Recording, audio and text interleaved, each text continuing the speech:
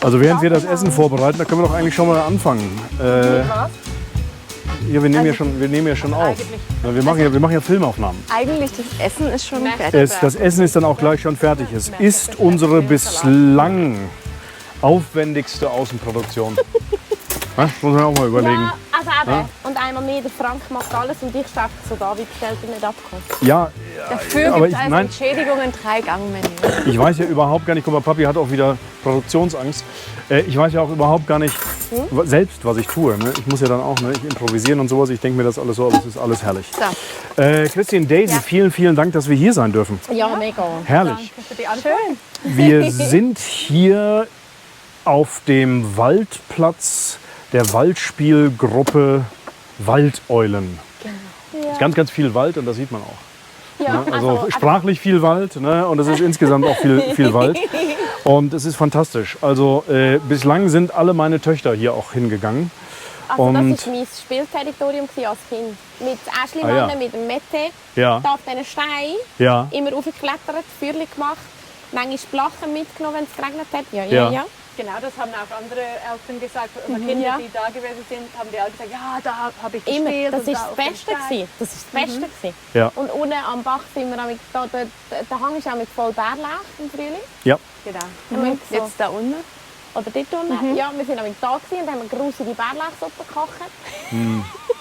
Sehr gut. Backwasser, weiter oben hat es auch nicht Forellen drin gehabt, hat irgendjemand Forellen ausgesetzt. Ah ja. Also jetzt wahrscheinlich nicht mehr, aber ja, ja weiter oben hat es Forellen. Ah, oben hat es ja wie wir da hergekommen sind, Ja. hat es noch so ein Fischding da oben gehabt. Ah, sicher? Ja, so So ein Tank. Ah, Ja, also okay. wenn das Okay. wahrscheinlich mal Okay. ein paar ausbüchst, keine Ja. Ahnung, ja. Ja. Ja, Und herrlich. weiter unten hat es, glaube ich, noch eine Höhle, so ein bisschen, wo du so unten rein kannst. Ja. Wenn du so unter das Haus Also gehst da. vom Rust, dann, ja. da. So weit Ah, sind wir das, noch nicht. nein. Ja, das ist mega cool, ja, am Bach so ein bisschen mit Kies und dann hast du wie so unten rein können. Das ist auch mega cool. Ah, mal, das ist da unten, Daisy, wo wir manchmal hingehen. Ja. Ja, ich habe das geliebt. Doch. Das haben wir als Kinder haben wir das auch gehabt. In Norddeutschland, in Schleswig-Holstein, wo es ja flach ist, aber der Wind kommt, werden die großen Felder abgetrennt durch solche Gehölze, durch breite Grünstreifen. Mit Bäumen und mit Büschen und mit Bächen und mit allem, was dazugehört, dass also, wenn die Saat auf dem Feld ist oder irgendetwas anderes ausgebracht wird, der Wind nicht direkt darüber peitschen kann, sondern da dann letztendlich abgefangen wird. Und das heißt im Norddeutschen, das ist ein Knick. Ja, also der Grünstreifen zwischen zwei Feldern, das ist ein Knick. Und da gibt's schmale und da gibt es ganz, ganz breite. So wie da. Und genau das haben wir eben auch gemacht, wie ihr. Und da rumgeklettert und da und hier eine Höhle gebaut und da hoch und überhaupt. Also genauso. Ja, herrlich. Ja. Wie lange macht ihr das denn eigentlich schon? Also, Also, wir reden ja, entschuldige bitte, dass ich wieder dazwischen fahre. Ich rede viel. Wir reden einmal natürlich über die Waldspielgruppe Waldeulen. Mettlenweg hoch oder runter und dann sieht man es. Bergauf, 75 Meter ungefähr von der Forchwaldstraße entfernt. Einmal darüber reden wir, aber wir reden auch über die Spielgruppe Schmetterling. Also jetzt fangen wir doch mal mit Waldeulen an, wo wir schon hier sind. Angie, würdest du auch sagen? Ja? Klasse. Und es gibt aber was zu essen, habe ich gehört. Ne? ah ja, genau. Also als Apero, wie Mega. immer am Freitag, Ja. gibt es Gemüse Na, hervorragend. und Dip. Und heute gibt es noch Salat. Gemüse und Dip ist großartig. Salat von Walchwil, oder? Ja. Vom Garten? Ja, Auf Salat deinem vom Garten? Ah ja. diesem, wo die neue Oberdorfstraße runtergeht, gibt es neben der Bushaltestelle so einen Gartenplatz. Die Marie, wie heißt sie? Ja. Das Das Rostmari, glaube ich. ja, genau. Da. Und Ah, jetzt von ihr? ist eine junge Also, Frau, darf das jetzt Ja. dieses Jahr mindestens wie sagt Bewirtschaften. man, bewirtschaften. Genau. Und sie hat uns gesagt, wir dürfen uns gerne dort Salat bringen. Also, ich habe heute frisch geholt. Mega cool.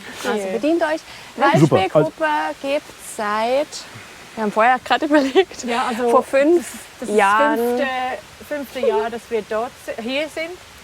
Und das 4. Jahr, dass wir das so jede Woche machen. Genau. Und im Okay. ersten Jahr haben wir einfach einmal im Monat sind wir mit der Freitagsgruppe dahergegangen. Einfach um auszuprobieren, wie läuft das. Wir waren da gerade noch in der Waldspielgruppen-Weiterbildung. In der Waldspielgruppen-Weiterbildung. Ja, Ja, es ist so ein Modul es ging Genau. über ein Jahr und dann waren, glaube ich, 7 Samstage. Ja, im Wald, im Seelwald. Während Corona, es war das cool. letzte, Genau, es war in Corona. Da Wir mussten wir mit mussten, Masken im Wald gehen. Ja. Und Ah, ja. einmal mussten wir im Fernunterricht. Zweimal? Zweimal. einmal im Knotter Ja. und einmal im Frühling Ja, da. stimmt. Da oberhalb vom Usserek Ja, genau. haben wir uns einfach zu zweit unsere Weiterbildung gemacht mit Videocall. Genau. Ja, und Fitus hat uns den Platz gezeigt. Genau. Und am Anfang war es wirklich so, okay, Können wir uns gar nicht vorstellen. nein, überhaupt nicht. Ja, weil eben, es war ja auch nicht eben. Genau. Und, Nein. ja, also, Ja, und sie haben uns wirklich da die Sitze gemacht. Ja. Er hat uns das am Anfang gebracht, gell? Ja. Und ich meinte, das war auch von Anfang an da. ja. Genau. So Also am Anfang waren wirklich die Sitze, Und das hat er auch und nicht, das. also ziemlich früh gebracht. Ja, das, genau. Das ist so ein Versteck. Und haben Sie das einfach abgesprochen So ein mit hohler der Baum. Kooperation? Oder? Ja, also auch mit Ja. dem Wald für, Sehr gut für Versteck. wie heißt das, Ja. Wild und Amt für Wild. Wald und Wild. Ja. Ja, wir haben eine Bewilligung dafür. Also man musste das auch einreichen. Das müssen wir auch dann erneuern Genau. nächstes Jahr oder übernächstes Jahr. Hat das lange gedauert, die Bewilligung zu bekommen? Nein. Nee? Nein. Okay. Also ich Und denke, auch keine das war keine großen Hürden? Nein. Nein, also keine- zuerst Also- da bei Vitus und Ja. bei der Kooperation haben wir gefragt und dann haben sie gesagt, ja, eigentlich müssen wir uns in Zug bei eben diesem Amt für Ja. Wild und Wald. Oder Genau. Ja. Ist einfach klar, keine festen Bauten. Ja. Ja. Und Ja, das herrlich. Einzige, also die Holzkiste, aber die kann man auch innerhalb Ja. Minuten Aha, ja. wegnehmen. Ja. Ja. So, und es ist jeden Mittwochnachmittag, Nein, Vormittag? Vormittag. Ja. Jeden Mittwochvormittag und jeden Freitag den gesamten Tag. Genau. Ja, sehr schön. Wie viele Kinder habt ihr da? Also das Jahr sind am Mittwoch im Moment nur 5 am Morgen. Mhm. Und am Freitag sind es am Morgen 7, 7, am Mittag 10? 10 und am Nachmittag 11. Naja, Okay. Ja. okay. Weil vom Kindergarten kommen jetzt 4 ja. hoch.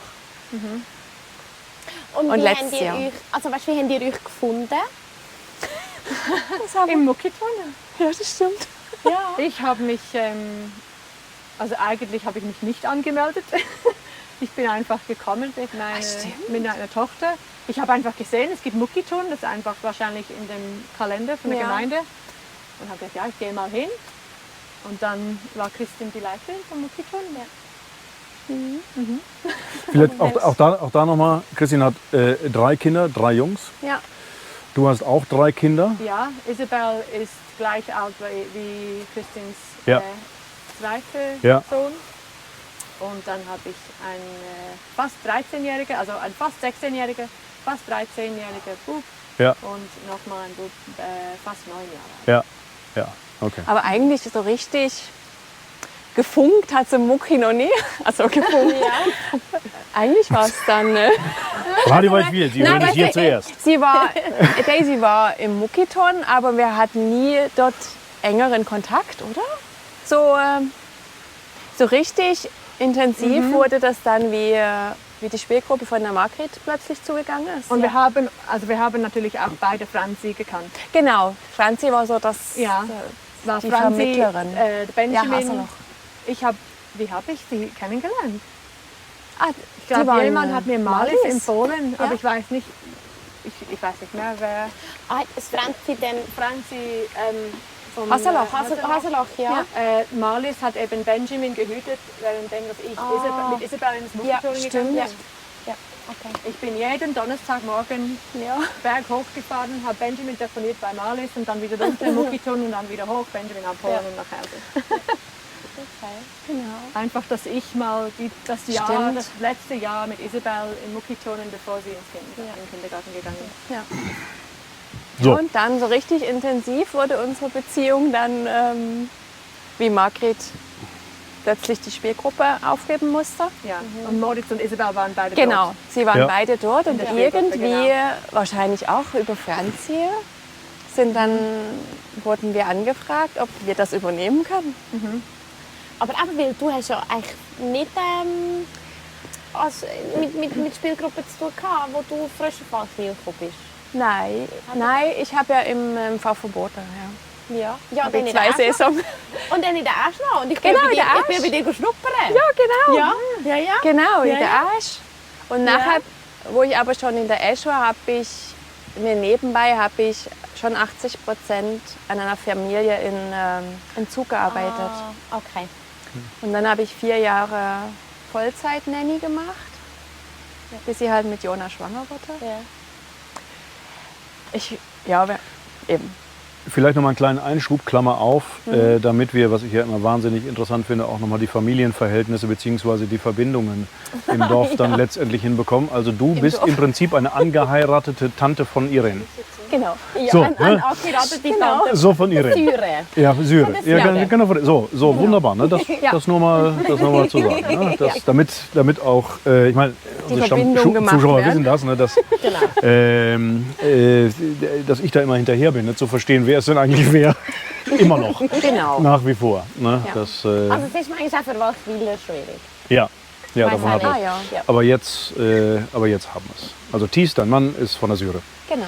So, Der Jüngste. wunderbar. Ganz genau der Jüngste. Der Jüngste. Ja, sehr schön. Genau. Wann bist du denn dann nach Walchwil gekommen? Wir machen mal immer so mal Bögen. Wir kommen immer wieder zurück auf die eigentliche Geschichte. 2001, Ja, eigentlich unmittelbar nach meinem Lehrabschluss als Hotelfachfrau, ja. habe ich in unserer Regionalzeitung, so wie Zuger Zeitung, ist sächsische Zeitung, war ein Inserat vom Pfaffenboden. Oh, sicher. Und Nein. Doch. Und zwar, weil Peggy also Loch Peggy, Ja, vom Peggy, ja, vom vom Loch Toni, Sebi. Ah, nein, von Toni. vom Toni, ja, Frau. Ja, ja. Sie kommt, wenn da Dresden ist, kommt sie von da und ich von da. Okay. Und sie hat für den Wiesel in Der Pfaffenboden Wiesel. Pfaffenboden Wiesel, genau, an Inserat geschalten und ich habe mich da beworben und habe das bekommen. Diese Stelle. Ja. Ich wusste nie, wo ich hinkomme. Und mein Papa hat mir gesagt, wir fahren jetzt dahin. Wenn ihm irgendwas nie passt, packt er mich wieder ein und wir fahren zurück. Ja. Also du hast es bekommen, ohne ein Interview hier zu machen? Du Ja, hast das- und also ich habe dann Anni mal gefragt und sie hat mir dann gesagt, ich war eigentlich die Einzige, die eine Ausbildung hatte. Ah, ja. Und dann war es für sie, also Ja. ja. Und hast du dann im Pfaffenboden oben gewohnt? Ja, genau. Ja. So ein kleines Zimmer. Ja. Ja, und ja, aber mein Papa und der Wiesel haben sich auf Anhieb verstanden. Okay, gut. Sehr dann war gut. das. Genau. Ja, Und dann ist mein Papa halt ohne mich wieder gefahren und Ja. Und du bist und jetzt bist du Hauptprogramm. jetzt bist du hier geblieben da. Ja. jetzt bin ich da gut. geblieben. Ich wollte eigentlich weiter, aber dann kam halt der Mattis Ja. in die Quere. Ja, genau. Kann man durch die Tür. Na, ich habe ihn schon mal öfters mal gesehen. Ja. Okay. Ja, Und ja. dann, ja. Gut. Vielleicht noch schnell. Säuremannen, alle gross, breite Schultern, die Ja. meisten blaue Augen. Ja. Genau. Genau. Aber der erste, den ich Ja. da von der Familie eigentlich kennengelernt habe, war der Franz. Ah ja? Ah, ja. Mit dem habe ich meinen ersten Kaffee Schnaps getrunken und mit dem Staffel Sebi. Ah ja. Mit den zwei. Sehr gut. So cool. Sehr schön. Und der Alphorn-Ding, Ja. da war ich immer sehr. Ja. Also die haben mich auch mal mitgenommen und Ja. Ah, der Zum Essen eingeladen. Ah, sicher? Ja. So gut. Also volle Integration von Anfang an. Ja, mit der Sprache war es am Anfang schwierig, weil Ja. irgendwie niemand mit mir Hochdeutsch gesprochen hat. Ja. Und die Leute natürlich auch. Und manchmal bin ich wirklich fragend zum Anni. Ich habe keine Ahnung. Und eins weiß ich noch, so ein älterer Mann, ich komme jetzt nicht auf den Namen, mit Bart und hat irgendwas geprappelt und ich habe verstanden, er möchte gern ein Fußspray. Ein Fußspray. Ja, und dann bin ich zum Anni und habe gesagt, es tut mir leid, der will ein Fußspray. Ah, okay. Und tatsächlich wollte er ein Brühe Eistee und das Fußbrot. André isst ja über das Fußbrot. Ja. Fußbrot ist Sandwich. Ja. Mit Rückbrot. Genau. So geil. Aber ich glaube, dadurch, dass ich so an der Front war, ging das relativ schnell mit Verstehen und Ja. Ah ja. Ja gut, gell, die Walchwiler sind dann halt schon auch noch etwa im Pfaffenboden oben gewesen früher. Also Ja. es ist für uns, ja, Also, als Kind sind wir irgendwie Stammtisch. jedes Wochenende Ja. da gewesen, spielen. Mega cooler Spielplatz gehabt. Und Ja. dann bist du schnell ins Restaurant, auf die Terrasse, jetzt hast du gerade einen Musterraum. Ja, ich habe es geliebt. Ja. Das war cool gewesen für mich. Ja. Ja, also ich meine, das ist ja immer noch wunderschön oben im Pfaffenboden und so. Es ist halt nicht mehr das Ausflugslokal im eigentlichen Sinne. Genau. Man kann hervorragend essen, ne? Aber für den hungrigen oder durstigen Wanderer schwierig. ist ganz schwierig. Oder die Familie, die keine... Ist ja. So. Das ist ein völlig anderes Thema, was wir auch noch behandeln werden hier auf Radio Waldwil. Daisy, wann seid ihr nach Waldwil gekommen?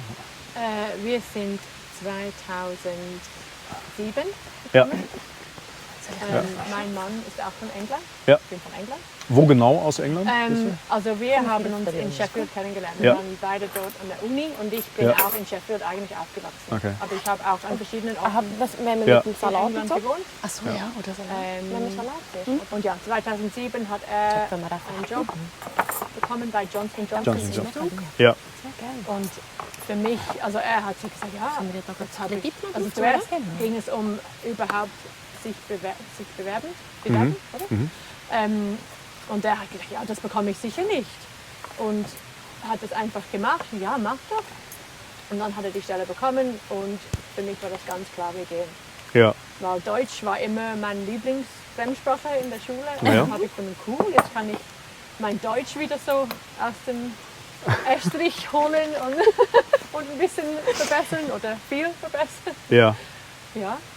Und dann sind wir gekommen und eine Frau von Johnson Johnson hat uns Kanton Zug gezeigt und Beispiele von Wohnungen. Und dann hat sie uns eine Wohnung in Gerbiweg gezeigt. Am Gerbiweg? Ja. Ihr habt im Gerbiweg Gerbiweg 8. Bei der Spielgruppe. Also weiter. Pinocchio nein, ja. Ah ja. Ah ja. Gleiche Gebäude wie Ja. Spielgruppe Pinocchio. Und ja, dann haben wir gesagt, ja, dann fragen wir, ob wir die Wohnung bekommen. Und dann haben wir es bekommen. Haben gar keine andere Wohnungen angeschaut. Ja. Oder gesucht. Und dann seid ihr ausgewandert, Ja, muss Ja. man ja sagen. Seid ihr genau. ausgewandert. Er ist in Juni 2007 gekommen, musste anfangen. Und Ja. ich bin in Juli gekommen. Einen Monat haben wir in Caen in so eine temporäre Wohnung gewohnt. Und dann haben wir unsere Wohnung in der Gerbiweg am Ja. 1. August übernommen. Ja. Das war der erste Hurdle. Der erste. Danke vielmals. Ganz herzlichen Dank. Ja, mega cool. Ja. Dass die Umzugsmänner von England nicht verstehen konnten, die dürfen nicht am 1. August unsere Wohnung einräumen. Ich musste ihnen erklären, dass sie einfach warten mussten bis 2. August, um ein Ja. Dankeschön. Und die sind von der UK. Ja, Ja. Sehr schön. Ja, So, ich pass auf. sage aus allgemeiner Viertig in der ganzen Schweiz. genau. Jetzt machen wir wieder einen Bogen zurück. Wir wissen, wie du nach Waldschwil gekommen bist. Wir wissen, wie du nach Waldschwil gekommen bist. Jetzt machen wir wieder einen Bogen zurück zur Spielgruppe, zur Entstehung der Waldeulen-Spielgruppe. Ja. Ihr habt also bei Muckiton gesucht, gefunden. Nee, Muckiton, später. das ist eigentlich Entstehung Später. Schmetterling. War eigentlich Entstehung Schmetterling. Ja. Die zweite Eigentlich- Spielgruppe. Ja, genau. Also eigentlich die erste Spielgruppe. Ja, Genau. genau, die erste Spielgruppe. Ja. So. Und da habt ihr, also mit der Spielgruppe Schmetterling habt ihr angefangen. Ja. Es sind auch tatsächlich, wenn ich es richtig verstehe, zwei getrennte Spielgruppen. Ja. Ähm, Zwei Vereine. Zwei Vereine sind es. Ja. Das sind Vereine. Okay, Genau. ja, wunderbar. Also Waldeule und Schmetterling, das gehört nicht zusammen. Es sind einfach zwei Vereine, weil unser Angebot zu groß wurde und wir zu viele Stunden angeboten haben. Muss man das alles separieren. Wie jetzt viele Stunden arbeiten? Wir als Spielgruppe dürfen in der Woche nur 25 Stunden anbieten. Okay. Das ist so ein Gesetz von Zug. Ich kann es jetzt nicht sagen, wie es genau heißt, aber Okay. dem sind wir und Fertig. unterstehen wir. Ja. Und genau. Dadurch, dass wir mehr Stunden hatten, aber die Gemeinde ganz klar gesagt hat, ihr bekommt keine Sonderbewilligung, dass ihr jetzt 28 Stunden anbieten könnt, weil das ganz klar Gesetz ist. Aber zwei Vereine sind möglich. Okay. Genau. Ja. Und eigentlich war das immer unser Ziel, dass eigentlich der Wald dann irgendwann separiert wird. Oder, ja. Genau. Und du bist auch im Schmetterling noch? Ja. Also ihr beide? Ja. Schmetterling und Waldvögel. Okay. Sind beides Schmetterling. unsere Babys. Ja. Der Schmetterling hat so ein größeres Team mit anderen Leiterinnen. Und Genau. Wald sind eigentlich wir zwei plus im Moment noch eine Leiterin, die am Freitag hilft. Und wo ist der Schmetterling? In der Wiehelstraße. Ja. Da, wo früher war, da wo auch mal ein Kindergarten. Oder da, wo... Coiffeur war, oder? nein, jetzt hast du da eine Mücke. Weidlich Franz hat da gewohnt. Ja, also der... Also der Staffel vier. Dani, Der vier. Ja. der Fuchs, ja. Martin, Ja. der Röller. Ja. Okay. In der Wohnung. Okay. So gut. Genau. Soll ich immer schon nur sagen, ja, wer steht mit Ja, dem? genau. Und dann, wer steht wo der wohnt? Ah, okay, gut. Ja. Ja. Okay. So, also dann habt ihr angefangen aus mehr oder weniger auch Eigenbedarf, Daisy, was du ja vorhin gesagt hast. Ne? Also pass mal auf, die Spielgruppe fällt weg und wir brauchen eine Kinderbetreuung im Dorf. Und dann habt ihr Schmetterling eröffnet. Dann, also wie lange hat denn, wollen wir mal darüber sprechen oder uns überlegen, bis zu, jetzt haben wir den ersten Spielgruppentag. Wie lange hat das gedauert? Der Start war Ja. ganz schlimm. Also, ja, Ja, aber das ein bisschen. eigentlich hieß unsere Spielgruppe, also ich weiß nicht mehr wer, auf jeden Fall wurden mir zwei angefragt, ob wir das machen würden. Ich weiß wirklich nicht mehr, ob das mit Franzi zusammengehangen hat, das kann ich Ja. wie nicht mehr sagen. Und dann wurde uns ein Pärchen vorgestellt, die haben damals im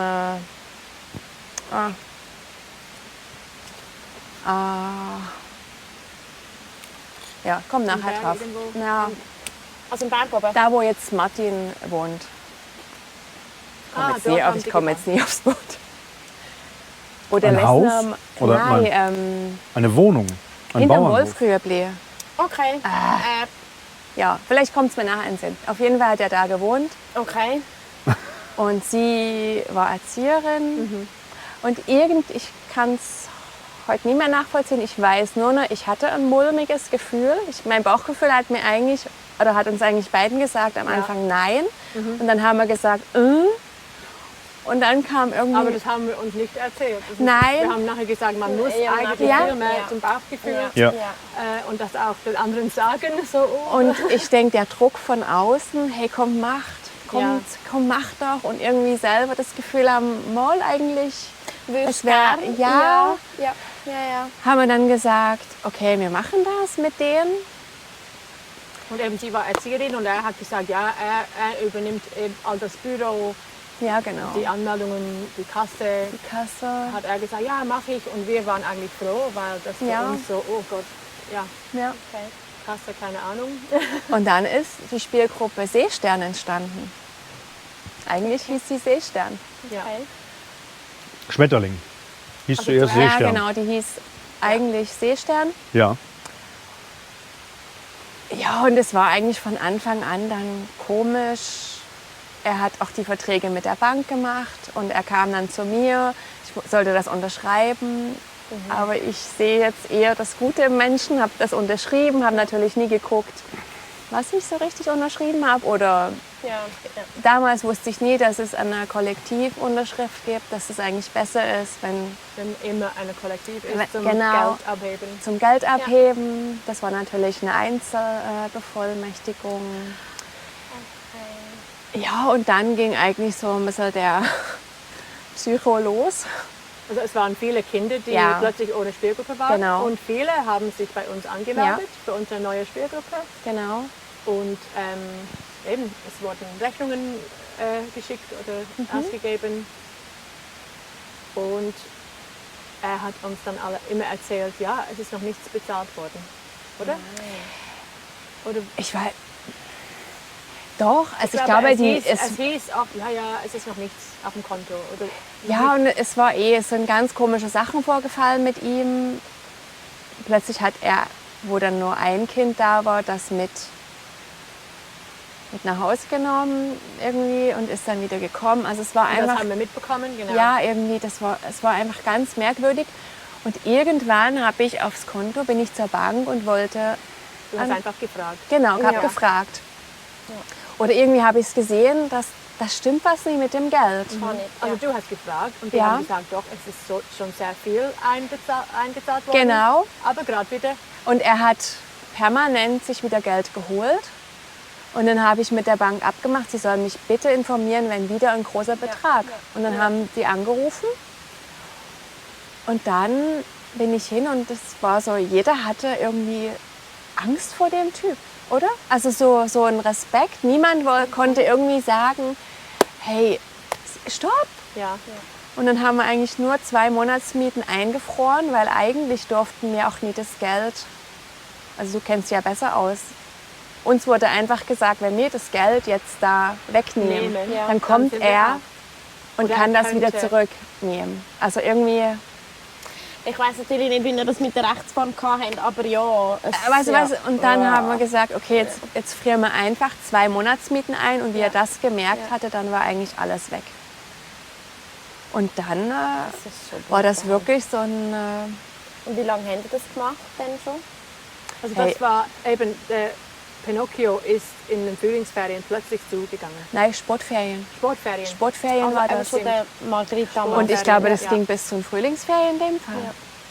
Weil nach dem Frühlingsferien haben wir ja bei dir dann eingeräumt, Ja. oder? Ich weiß auch nicht mehr, es war wirklich eine schlimme Zeit. Das war so nicht ein ganzes Semester wollten wir das Ja. später machen. Ja, also ich hatte wirklich Angst, weil ich wusste dann, er weiß, wo ich wohne. Wir hatten Gespräche mit ihm, wo er dann uns gesagt hat, er hat das alles aufgenommen. Also es war wirklich so ein Psycho-Ding mit dem. Ja. Und wir haben eine Anzeige gemacht. Genau, und schlussendlich, er war bekannt. Also er hatte schon so ein langes Register, Ja. auch da unten mit Schulden. mit und- Schulden und allem. Oh, und ja. Und dann war das Geld weg und dann haben Also das war weg, das hat er auch nicht mehr gehabt. Das war sonst wo. Das war, okay. es war, Er hat das wahrscheinlich genommen, um seine anderen Schulden. Ja. Ja, abzuzahlen. also Ja. das glaube ich mal nicht. Ich denke, der war einfach weg. Ja. Der ist dann auch plötzlich da weg gewesen. Also ja, eben, eine Zeit lang haben wir eigentlich über Haustelefon kommuniziert, weil ich so Angst hatte, mein Handy anzugucken, ob der wieder irgendwas geschrieben hat oder angerufen hat. Er wusste, wo ich wohne. Also es war wirklich das war eine schlimme Das haben Zeit. wir gar nicht mitbekommen. Ja, ich denke, das wissen die wenigsten. Ja. Und dann sind wir zu Daisy. Ja, nein. wir haben die Sachen, Aber- also das ganze Inventar in der Spielgruppe haben eigentlich wir zusammen, also Ja. fast Ja. alles haben Ja. wir gekauft in Ikea oder Ja. sonst bekommen. Und dann wollten wir das natürlich auch zurückholen. Genau. Und wir hatten einfach Angst, auch in die Spielgruppe reinzugehen, weil er, so weißt du, wir haben, und dann gab es eine Nacht- und Nebelaktion von der Feuerwehr. Ich hoffe, ich darf das da sagen. Ja, ja. Dann hat Mathis mit der Feuerwehr da wirklich, also es war wie im Krimi, oder? Da Haben wir Anhänger gebracht und haben das alles ausgeräumt. Über den für Balkon. uns. Wir Ja. sind erst dahin, haben geguckt, ist er da? Der ist nie, der kommt schnell. Dann haben wir die ganze Spielgruppe, haben die Männer für uns ausgeräumt. Oh, ja. Ja, aber Dann haben wir bis zu den Sommerferien haben wir für die Kinder, die noch angemeldet waren, bei mir zu Hause Spielgruppe gemacht. Das war wirklich Ja, das war wirklich aber verrückt. Was für eine Story. ja, Was für, okay. der Radio Waldwil-Krimi. Ja, es war wirklich ein Krimi, sag's dir. Also ich weiß noch, die Aktion dort am Abend, wir haben Mit wirklich dem gewartet, bis es dunkel war. ja. Sie hatten nämlich, meint es auch gerade, Übung. Ja. Und dann sind die da wirklich nach über der die, Übung sind sie gekommen. ja genau, gewusst wie. gewusst wie, ja. Nein. Und was hat die Polizei gesagt? Die mit den Schultern gezuckt oder hat gesagt, oh Gott, ja. Oder die Staatsanwaltschaft haben gesagt, was sollen wir denn machen? Oder? Also ja, aber wir haben dann vom Betreibungsamt unten, vom Dorf, haben wir dann erfahren, der hat schon in anderen Gemeinden Oh Gott. auch so eine Liste an Schulden. Ja. Ja, Und dann, ja, Okay. und dann haben wir einfach wir konnten die Wohnung weiternehmen. Wir konnten dann zum Glück 2 Monatsmieten bezahlen. Ja. Und dann ging es los mit 1 Jahr gratis arbeiten. Ja, da haben wir wirklich das nächste ganze Spielgruppenjahr Gratis gearbeitet. gratis gearbeitet. Wir 2. Ja. Und wir haben dann eine angestellt, Ja. die hat einen Lohn bekommen.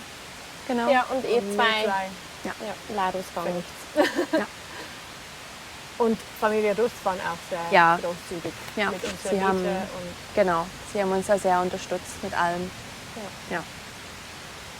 Hey, das ist schon. Und weißt was hat dich jetzt dazu bewogen, dass ich sage, also ich sage jetzt eben, ein Jahr lang, das ist 12 Monate, gratis arbeiten. Was hat dich dazu bewogen, zu sagen, mal, wir ziehen das jetzt durch? Weil man hätte ja auch einfach können sagen, oh shit, es ist jetzt Ich nicht glaube, gut. ich glaube, wir wollten das wieder gut machen. Für die Eltern, die schon ihre Rechnungen bezahlt hatten und ihre Kinder angemeldet hatten, Ja. wollten wir das wieder gut machen. Weil da waren auch eben Eltern, die dann eigentlich sind da gestanden und haben bezahlt und die wollen ja das Und alles bekommen, weg, für was sie bezahlt haben. Ja. Und ja. Und gell, irgendwann haben wir es mal ausgerechnet, aber das sind sicher 6.000 bis 9.000 Franken oder noch mehr waren weg. War alles weg. Und mit dem Spielgruppeneinnahmen haben wir dann die Miete zahlen können, unsere erste Angestellte. Und das war's, ja. Ja. Aber ich weiß, für mich war es dann irgendwann okay. Also Ja. ich hab auch nie das ganze Jahr gedacht, oh, jetzt gehe ich wieder arbeiten und kriege keinen Lohn. Es war Nein, weißt, aber es ich glaube, war einfach. wenn du etwas, weißt, wenn du etwas siehst, wo im Herz stimmt, wo du Ja. weißt, mal, das erfüllt mich und das gibt mir einen Sinn im Leben, dann glaube ich aber schon, dass man dann sagt, okay, es ist okay, wenn ich jetzt ein Jahr keinen Lohn habe, aber ich finde das noch, ja, ich finde das heftig. Ja. Ja, Und das ist ein Jahr, es ist nicht irgendwie 3 Monate oder 6 Monate, das ist ein Jahr. ja. Und im Wissen, ihr stellt noch jemanden ein, wo ihr müsst zahlen und also, Ja. Ja, weil gell, unsere Kinder, also Louis war da, Moritz ist im Kindergarten, genau, der war 5 und Louis ist dann 3 geworden. Er war dann gerade so Spielgruppenalter und den habe ich dann natürlich mitgenommen. Ja, für mich war das auch. Also ich musste dann Benjamin Ja, auch mitnehmen. Er war eigentlich noch nicht alt genug für Genau. Spielgruppe, aber ich musste ihn einfach Ja. dabei haben. Und ja, das war nicht einfach. Nein. Nein, das hört sich auch überhaupt gar nicht einfach an. Also, und dann aber tatsächlich ja auf der einen Seite das Verantwortungsbewusstsein zu haben, zu sagen, pass mal auf, nee, die haben bezahlt, die erwarten die Betreuung, die sind wahrscheinlich auf die Betreuung auch angewiesen. Ja, es kommt ja dann auch noch dazu. Ja, und dann einige. aber sicherlich auch ein bisschen Herzblut. Ne? Sonst hätte die auch überhaupt gar nicht angefangen damit. Also Kinderbetreuung, für Kinderbetreuung muss man, ich werde übrigens von Mücken gefressen, glaube ich, trotz Brumm. Das ist auch sehr, sehr clever, was ich angezogen habe. Hast du eine Jacke? Ich hätte noch eine Jacke. Vielleicht nachher, ja. Gut. Man muss ja für Kinderbetreuung geboren sein. Also man muss ein Talent dafür auf jeden Fall haben. Ne? Ja, das muss man schon haben. Einen gewissen Langmut, eine natürliche Autorität, Mut, Anstand, Pünktlichkeit. Nein, also ich weiß das ja von meinen Kindern auch und sowas. Ne? Und das sind meine. Und aber ihr habt, wir machen das jetzt weiter. Nummer 1, weil wir die Verantwortung dafür haben. Und Nummer 2, weil es Spaß macht. Hat es irgendwann Spaß gemacht? Ja, aber ehrlich gesagt, Das ist wichtig. Ja, Das ist gerade auch für unser am Publikum. ersten Jahr war Ja. wirklich durchbeißen. Also Ja. es war, gell, wir sind beide so ich habe zwar vorher als Nanny gearbeitet, 4 Jahre, aber das ist anders wie also mit 2 Kindern und 2 Hunden, Ja, wie nein. mit 10 Kindern. ja. Das ist was ganz anderes. Also Und es war nicht, wie wir eigentlich am Anfang uns vorgestellt haben. weil Nein. Wir haben gesagt, ja, wir machen vielleicht einen Tag und die anderen machen dann Ja. auch 1, 2 Tage. Genau. Weil wir noch kleine Kinder haben. Stimmt. Und dann am Schluss mussten wir beide viel mehr machen, weil ja, weil die ja dann plötzlich weg waren. Hey. Aber ja, das ist schon so. Jetzt weiß ich, Ja. was ich eigentlich nach der Schule hätte lernen sollen. Merke. Was denn? Ja, das, was ich jetzt lerne. Kleinkinderzieherin. Ja, genau. Also das geht direkt gemacht Ja. hast, schon das Ich wusste nie, was ich möchte. Und dann habe ich es gleich gemacht wie meine Schwester. Ja. Und meine Mama ist auch Erzieherin. Ja. Und ja, jetzt weiß ich nach den Jahren, das ist meine Berufung. Ja, gell, ich finde, also weißt, wenn ich an unser System zurückdenke, ich meine mit 15 sagen, was du... Ja. Gut, ich war 18, aber Ja, ich aber wusste gleich. trotzdem. Also ich meine, sorry, ich habe manchmal das Gefühl, ich bin bis 25 grün hinter den Ohren gewesen. Also manchmal heute noch, mit über 30. Nein, das fühle ich ein bisschen anders, aber ja, ich finde das schwierig. Aber ich habe das heute mit einer Kollegin besprochen. Ich finde, wir müssen alles umstellen, wie man das den Kindern kommuniziert. Es soll nicht heißen, was willst du jetzt dein Leben lang machen oder was willst du machen, wenn du groß bist, sondern wo bist du gut, was ist dein Talent und was interessiert dich. Ja. Und es ist auch egal, wenn das, was du dann zuerst wählst, später sich ändert. Ja. Man kann den Beruf ändern, das ist kein Problem und das muss man irgendwie wirklich alle anders kommunizieren. Ja, finde ich auch. Aber das ist schon auch noch so ein gesellschaftliches Denken und die alten Strukturen, oder? Ja. Wo man, also, und ich finde, ich weiss nicht, wie es in Deutschland ist, aber ich habe das Gefühl, in der Schweiz ist das schon auch noch sehr festgefahren.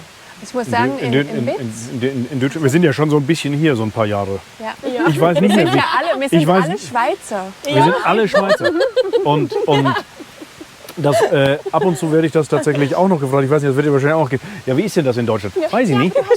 Ich bin fast 20 Jahre Aber hier. du hast ja bildhübsche 18-jährige Tochter noch, Ja, die ja noch in Deutschland... ja. Und du hast das Gefühl, meine 18-jährige Tochter kann ich fragen, wie es läuft. Oder nein, die kann ich ganz, ganz viel fragen und die weiß, wie es läuft und sowas. Aber das ist ja, ich brauche nicht. Du sag mal, wie ist es denn jetzt gerade? Ja, Wie ist denn die Situation so, ne? Hier im nördlichen Nachbarn? Nein, das mache ich natürlich nicht. Aber das, gut. Frank, du hast ja auch 3 kleine Kinder. Ja, Weißt du, wie stellst du dir das vor, dass du es mit ihnen mal machst? das ist eine sehr gute Frage. Deshalb habe ich auch, Daisy, als du das gesagt hast, sehr, sehr, sehr genau hingehört. Wie bringe ich meine Töchter auf einen Weg, bei dem sie alle Informationen haben, die sie brauchen, um ihren Weg selbst zu entscheiden? Weil am Ende des Tages kann ich nicht sagen, mach das, mach das, mach das, mach das. Ich hab Vorstellungen, ich habe Wünsche, ich glaube wie jeder, aber ich muss denen ja alles geben, damit sie sagen können, nee, da gehe ich lang.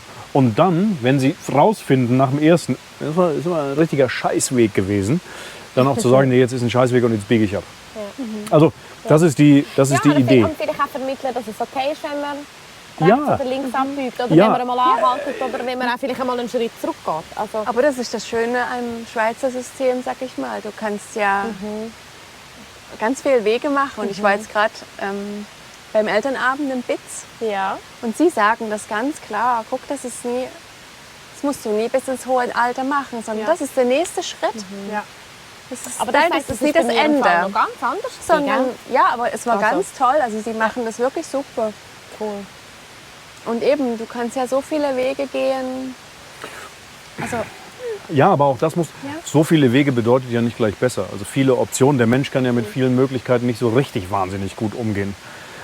Und da musst du ja dann auch wieder sagen, pass mal auf, ich versuche dir alles zu geben, damit du dich orientieren kannst, aber versuche auch mal so ein ganz klein bisschen Leitplanken zu sehen. ja. Sonst bist du, Ja, aber ich glaube, das ist der Auftrag dann von den Eltern, habe ich, oder vom Umfeld. insgesamt vom Umfeld, also nicht Ja. nur von den, Ja. nur von den Eltern, Nein, auch von, einfach vom das ist ja Umfeld. das, was ich mitbekomme, wenn die Mädchen, also in dem Fall Eni und Hanna, als sie aus der Spielgruppe gekommen sind, Hanna kommt jetzt aus der Spielgruppe, Eni im Chinski, da kriegen sie auch schon eine ganze Menge mit von euch und erzählen darüber und das prägt sie auch wahnsinnig. Also und deshalb bin nicht nur ich es als Elternteil, sondern und nicht nur die Familie, sondern es ist das gesamte Umfeld. Ne? So, also, und das ist, glaube ich, wichtig. Aber jetzt lernen, also meine Älteste Ja. hat jetzt den nächsten Schritt gemacht nach der Oberstufe hier, ist Ja. sie in Fanti, Menzingen. Und das war viel schwieriger, jetzt der Anfang, als ich erwartet habe und ich glaube auch als sie erwartet. Ja. Also es ist wirklich, erste Woche, ja, hat sie sich wirklich gefragt, ich habe mich falsch entschieden. Und ich habe mich auch dann gerade gefragt, war das die falsche Entscheidung? Hätte sie lieber eine Lehre machen Also, sollen? weil sie einfach so überfordert war? Ja, weil oder? alles Ja. neu ist. Ja. Also Ja. wahrscheinlich mag Ja. sie nicht, wenn ich zu viel darüber erzähle, aber ja, Wauchwil ist extrem, oder so Dorf. Ja, und du bist Alles- behütet und ja. du bist organisiert und kennst alles. Sie konnte und jeden Tag nach Ja. Hause zum Mittag und sie Ja. kennt alles seit dem Kindergarten hoch. Ja. Und dann plötzlich auf einmal alles komplett neu. Und den ganzen Tag weg von zu Hause. Ja. Und dann habe ich mich auch gefragt, Und dann hat mir zum Glück eine andere Mama gesagt, guck, meine Tochter hat in der Lehre auch so eine Krise gehabt am Anfang. Ja. Und da musst du einfach durchbeißen, weil du kannst Hey, nicht so schnell look, sagen, ich meine, falsch. ich kann nur sagen, wie es sich bei mir angefühlt hat. Ich bin mit 15, 15, du bist ein Mädchen, du hast noch mit anderen Sachen so ein bisschen zu kämpfen, die gerade irgendwie anlaufen. Deinem Körper. Nein, es ist so. Und musst das irgendwie mal verstehen, irgendwie einsortieren und keine Ahnung was. Dann bist du vielleicht noch das erste Mal verliebt und dann kommst du aus dem behüteten Schulsystem Ja. raus. Hey, das ist wie ein Faust, aber Vollgas. Aber Vollgas. Und eben, das zack, musst du mir sollst jetzt erwachsen sagen. sein Es und- ist egal, was du gewählt hättest, Lehre, Ja. FMS, KSM. Das wäre alles schwierig gewesen am Anfang. Das Da glaube musst ich, du ja. einfach durch Ja. und dann kannst du schauen. Bis Ja. zum Herbstferien und Ja. dann schauen wir mal, wie es Ja. jetzt läuft. Ja. Aber das ist schon, ich finde das... Herzlichen Ja, Dank. Lehrer. Der zweite Gang. Das sehr- ich ja, habe das ist ich habe es gerade auf der Bank gemacht. Ja. Ja. Zur Kantonalbank. Hast du noch ein bisschen Käse? Damals Reifeisen gefunden. Ist doch schön Käse dabei? Ja, genau. Ich Wunderbar. habe schon ein bisschen reingemacht. Okay. Ja, und ich war so überfordert. Danke vielmals. mit allem. Eben mit all diesen Eindrücken. Eben, du wirst quasi vom Mädchen zur Frau und dann kommst du der Schule aus und kommst quasi so in danke vielmals, in Ernst vom Leben und sollst Verantwortung übernehmen. Ja. Also es ist furchtbar. Und eben weisst du eigentlich selber nicht so recht wohnen mit dir. Es gibt alles hier. Es ist also ihr kocht tatsächlich auch dann am Mittwochs und Freitags kocht Ja. ihr Also nur am Freitag. nur am Freitag. Und das ist so logischerweise. ein Menü, was sie sehr gerne haben. Es ist wunderbar. Und Kind sehr gerne. Spätzle mit Über Gemüse offenem und Feuer. Speck und Genau. mega fein. Und Käse. Das hat so ein ganz klein bisschen was, und den Einwurf muss ich ganz kurz mal machen. Die Älteren von uns und die Cineasten werden sich erinnern vom Film Deliverance, aber das erkläre ich nicht weiter. Deliverance. Ja, mit Burt Reynolds und John Voight. Ich glaube, da sind wir noch zu jung, Entschuldigung. Das, ja, da bin ich habe ja einen kleinen Vorsprung. Ich habe einen kleinen Vorsprung. Ja. So, nein, aber es ist ein absoluter Traum hier. Es ist echt ein Traum. Oh, ja, okay. Ja, also es ist mega. Daisy, was Ich hast weiss du denn nicht, studiert eigentlich in dass man Sheffield? das sieht. Ich habe Film studiert. Du hast Film studiert. Ja. Also nicht, wie man Filme macht, Sondern Historie. So Theorie und Geschichte, ja. Okay. Ist Sheffield, oder kriege ich das jetzt durcheinander, nicht auch bekannt für Film und Medien? Die ist mega fein. Also am meisten ist Sheffield für Stahl bekannt. Stahl. Ja. Stahl. Sheffield Ich habe eine Steel. Schere. Ich habe eine Ja, Schere aus Sheffield. Steel. Ich habe eine Schere, und zwar, mir fällt das jetzt nicht ein und sowas, also eine sensationelle Schere. Das habe ich Und es irgendwo gibt mal das gesehen. Film Ja. The Full Monty von den 90er Ja. Jahren, wo die Ja. Männer vom Sich- Stahllproduktion alle sich was Neues suchen müssen. Und dann Ja. was ganz anderes Und dann, machen. oder machen wir was anderes. Ja. Hast du das Ähm, Der ist lustig. schmeckt Das sehr hast du gut, gesehen, vielen Dank. ja. So, ja. Ich bin gerade da voll in der Spätzle. Jetzt weiß ich, warum deine Tochter so gern kommt. Ja, was? ja, hier. Aber gemessen. Ah, Hanna. Jeden Freitag, fast jeden Freitag. Wenn Rahel bleiben. oder ich Nein, nicht vorher eine klare Ansage machen, kommt eine Nachricht von Christine. Hanna fragt, ob sie hier essen darf. Oh, sogar. Hanna ist eigentlich nicht damit zum Essen. Ja, Nein, nee. aber vielleicht müssen wir dann noch mal über die Bücher. Am Ende des Tages bin ich nur Ausführender. Ne? So. Also, die Was dann wäre der Liebe Fall? Nein, okay. Okay. Ja. Okay. Aha, Hanna ist nur am Morgen an mich. Also So, aber- angemeldet, ja. Ja, genau. So geil. Aber Daisy, der Sprung von von Filmhistorie und Filmtheorie zur Kleinkindbetreuung. Der ist relativ groß. Ja. Also ich glaube auch. Hast du je in deinem Beruf, den du studiert hast, je gearbeitet da in dem Bereich? mit Kindern? Also ich bin eine von 4, die älteste von 4 Geschwistern und dann habe ich natürlich immer so mit Kleinkindern zu tun gehabt, weil die eigenen Geschwister, die Kleinkinder waren zuerst und dann und Cousine und Eltern. Und dann habe ich ein bisschen Babysitten gemacht. Und eben mit Film studieren, das war, glaube ich, weil ich zu viel einfach das gemacht habe, was mich interessiert. Aber nachher wusste ich nicht, was soll ich dann jetzt mit dem machen.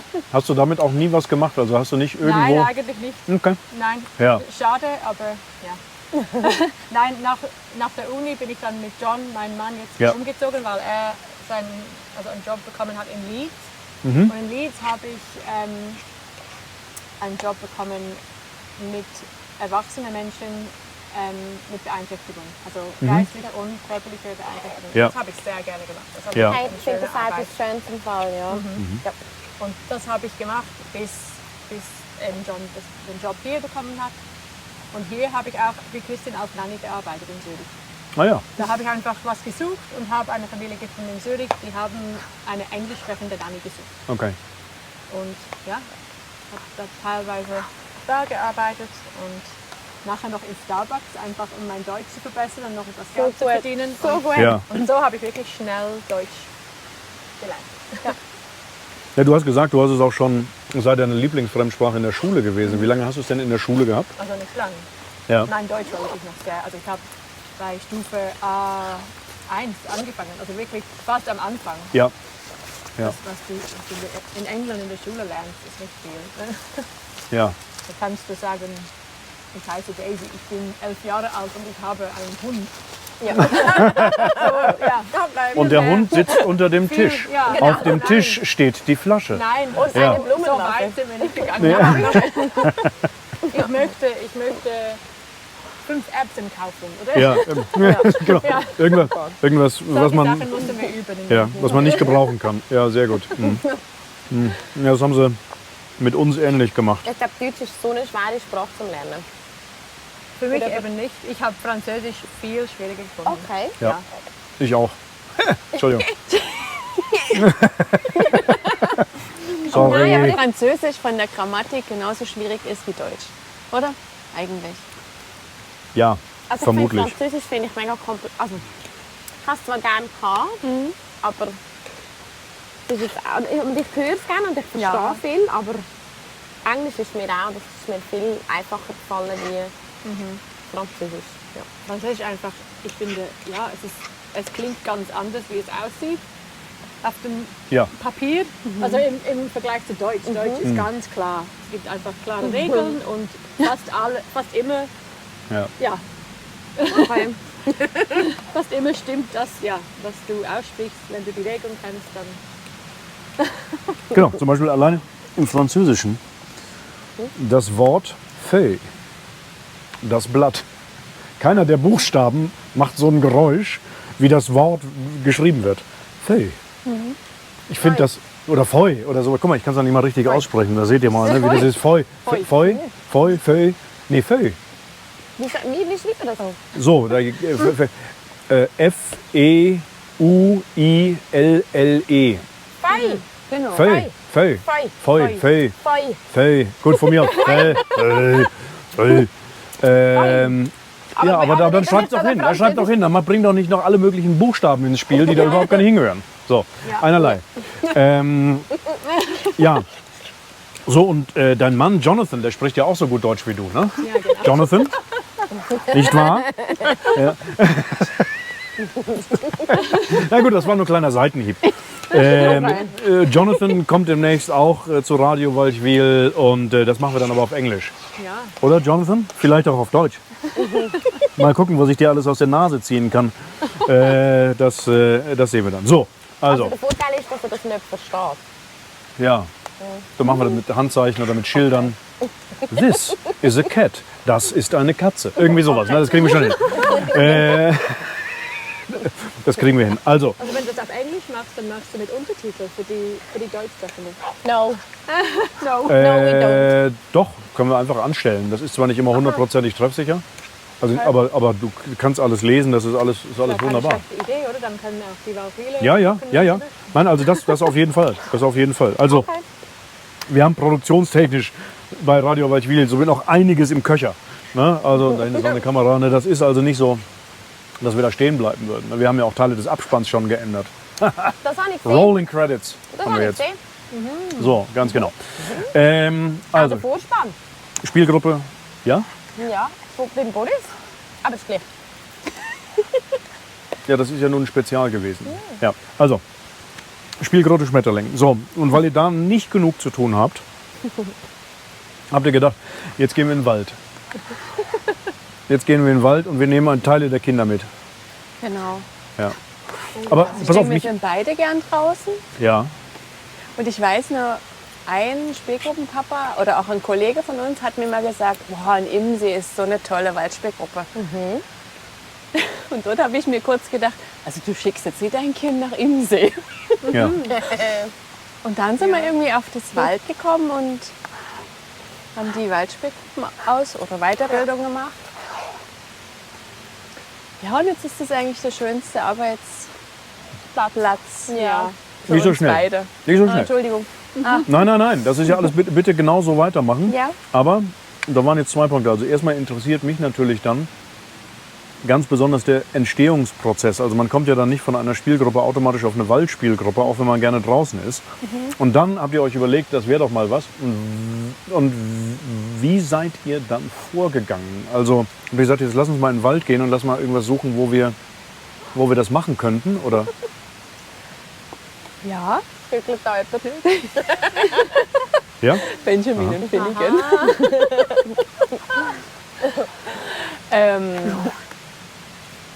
Also wir haben erst die Kooperation gefragt wegen dem Platz.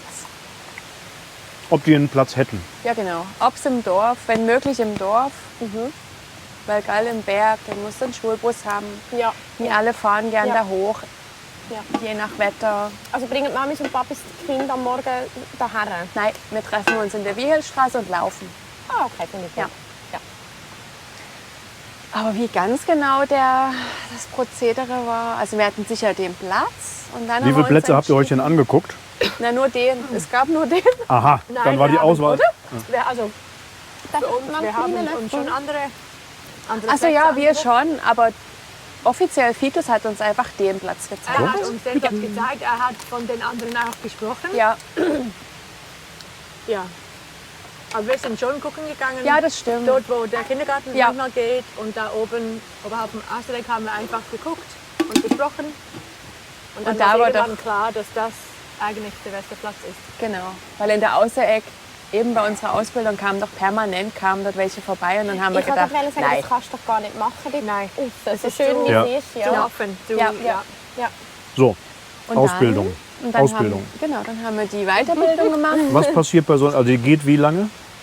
Also das ist 1 Jahr und ich meinte 7 Samstage oder so. Ja, oder? Ja, und eben dann durch ein ganzes Jahr, dass man die verschiedene Jahreszeiten Genau. erlebt und so überlegt, wie man das dann... Und Aber eigentlich Winter im und Sielwald. Im Sielwald wurde Ah, ja? es angeboten, aber dank Corona Ja. war der Wintertag eigentlich online am Nachmittag und am Vormittag musste man selber draußen sein. Und wir sind Knotte Ja. und da hat es ganz viel Schnee gehabt und war richtig schön. Dann haben wir für uns gekocht und im Frühling mussten wir auch noch mal online. Ja. Okay. Und was, also weißt, was schaut man dort jetzt so an? Was sind so... Aber ich habe kein Kind. Ich habe sehr gerne Kind. Aber weißt, was schaust du jetzt an in so einem Waldspielgruppenkurs? Schaust du Sicherheitssachen an? Schaust du Erste Hilfe an? Ja, das war ein halber Nachmittag, gell? Hat Ja. man so einen Kurs. Also die Kleidung, das. Gell? Und allgemein, was der Wald so hergibt. Also was du mit Bäumen machen kannst, was es für Spiele gibt mit Naturmaterialien. Was du eben in den verschiedenen Jahreszeiten eigentlich machen kannst. Ja. Mit so ein der paar Natur. konkrete Ideen, Beispiele, was man, zum Beispiel haben wir gelernt, dass wir in eine kleine Dose mit Löchern drin kannst du Kohle machen, also zum Malen. Ach, ich kann es schnell. Kannst du so kleine Kohlestäbchen machen und dann können die Kinder mit dem auf dem Holz, auf die Bäume malen oder auf Papier. Ja, und Das haben wir dort gelernt und das machen wir regelmäßig. Das ist, ja, genau. Oh, ist sie in der Feuerkiste? Ja, ich glaube. Dann nimmst du frisches Hasel oder, was kannst du noch? Es gibt 2 Sorten, die gesagt haben. Weide, oder? Ah ja, Weide. Ah nein, die ist Weide nicht da. oder Hasel. Wo ist denn die? Sind die nicht in der...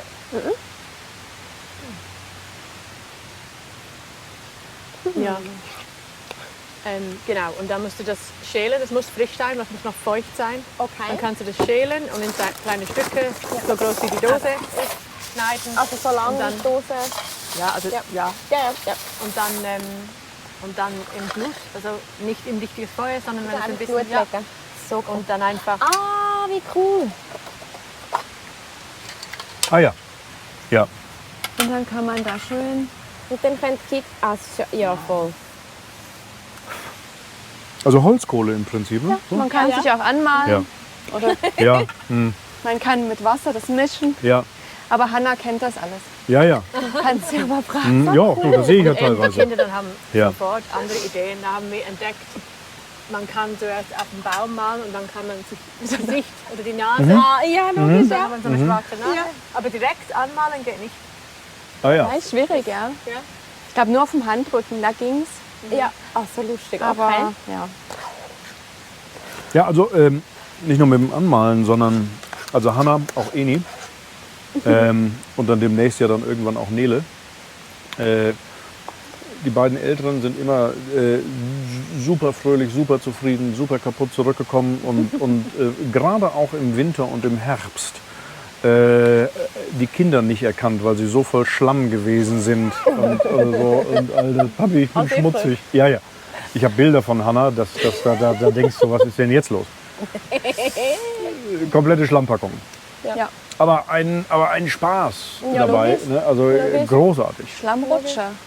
Ja. Haben sie erfunden. Sie haben herausgefunden, dass wenn man den Kübel Wasser nimmt und dann noch Ja. nass macht, das wird ja umso besser, umso rutschiger, umso schneller. Ja. Also manchmal die Mädels, die haben am meisten Freude. Die Jungs sind, also nicht alle, aber Ja. ja, es gibt viele Mädels, die sich so freuen Ja. und wirklich sich anmalen und alles. Bin ich schon überall matschig? Also herrlich. Ja, manche Jungs Herrlich. sind eher so zurückhaltend Das und ist so so. lustig, ja. Also ich denke, manchmal, wir haben das ja völlig vergessen, wir Erwachsenen, wie das ist. Und eigentlich ist es ja das Schönste. Ich, habe zum Beispiel, ich bin gestern wandern und ich habe jetzt irgendwie 9 Monate lang keine festen Schuhe mehr angehabt. Mir haben meine Zehen so fest wehgetan. Das ist klar. Ich konnte nach 2 Stunden kaum mehr laufen, nicht weil ich nicht mehr mögen, sondern einfach, weil mir die Zehen so wehgetan haben. Und dann habe ich also gedacht, eigentlich irgendwie, wer hat Schuhe erfunden? Angie, du musst jetzt bitte nicht mit deinem Hippie-Leben angeben. Nein! No! Aber ich Genau. denke manchmal, es wäre so Angie ist schön, ein wenn wir Naturmädchen, einfach ein so bisschen Sonnenkind, mehr ein Strandkind.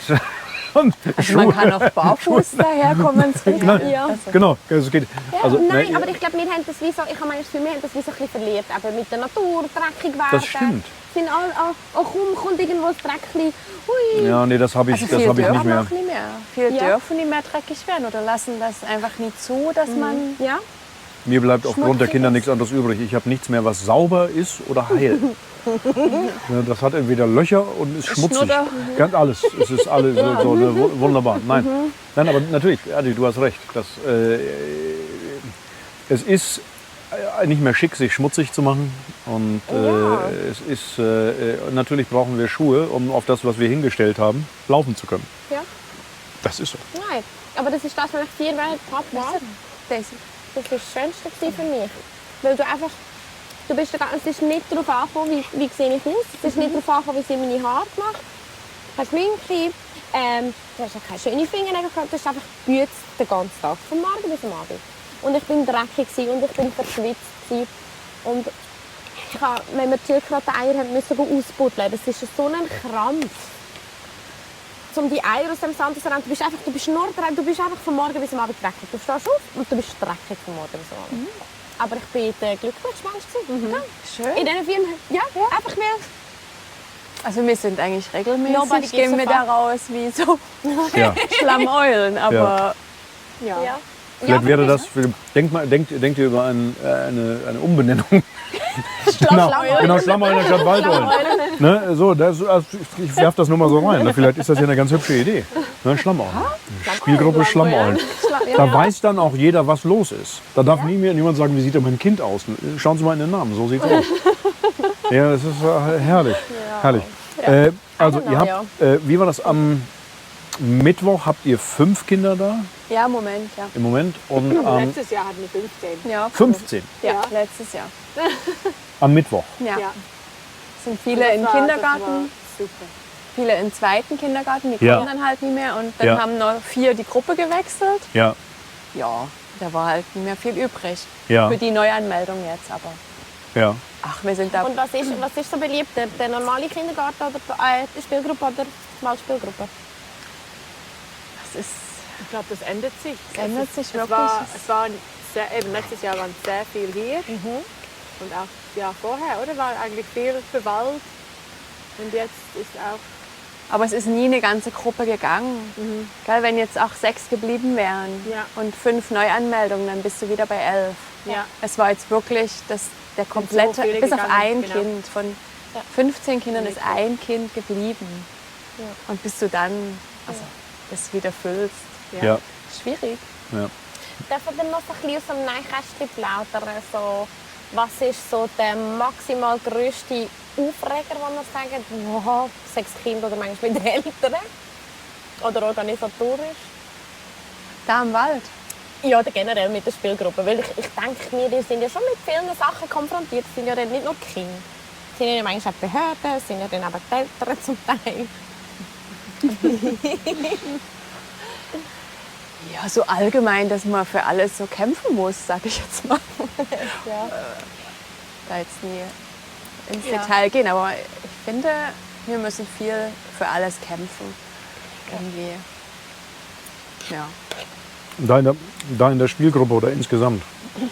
mit den Eltern. Ne? Also, ja. Nein, so das Okay. Administrative. Und Ja. weil viele haben immer noch das Bild, das ist euer Business und ihr verdient euch eine goldige Nase. Und ich denke so, wenn ihr unseren Stundenlohn wüsstet, würde das, glaube ich, würden das wenige machen. Und was alles dranhängt, was es für lange Tage sind. Aber Ja. und die Administration, das ist eigentlich Das was machen wir sehr eigentlich viel. in unserer Freizeit. Wir haben unsere Tage oder Halbtage, wo wir in der Spielgruppe arbeiten und dann gibt es einfach so viele Stunden. Also Christine mag sicher am meisten, aber auch dass man zu Hause machen muss und das muss dann irgendwie reinpassen. Zwischen Familie, Kinder. Haushalt, Kinder. Ja. Und Das ist schon was? Also ist noch Platz, wenn sich jemand anmelden möchte, dann wäre noch Platz, ne? Hätten noch Platz. In beiden Spielgruppen.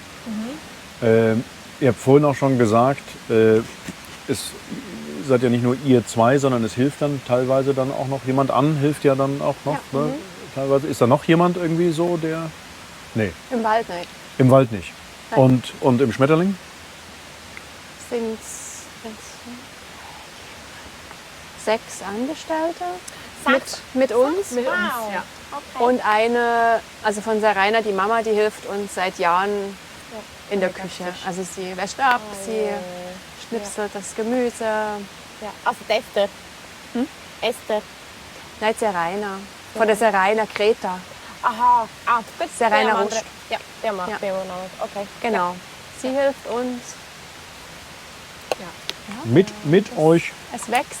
6 Mitarbeiter. Ja, aber ich finde das noch... Ja, Kleines mittelständisches Unternehmen, wenn man will. genau.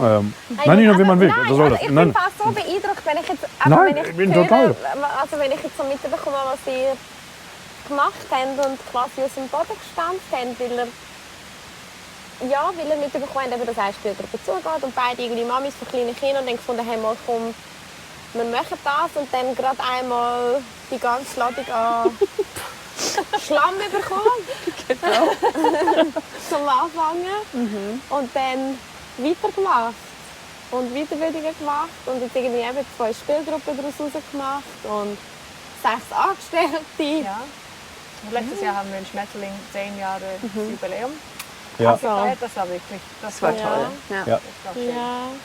Ja. Ja. Ich finde, ihr dürft mega stolz sein auf das im Fall. Also, Ja. ja, nein. Also, Ich höre ja das berührt mich sehr. Nein, total. Ich höre das erste Mal das ja Ja, auch ich so, auch. so Ja. im Detail. Ich sehe immer halt nur meine Töchter wiederkommen, die super fröhlich sind. Und Eni, die ja nun im zweiten Chrensky ist und sagt, super, ich darf mal wieder in die Spielgruppe essen oder sonst was. Sie freut sich. Ja.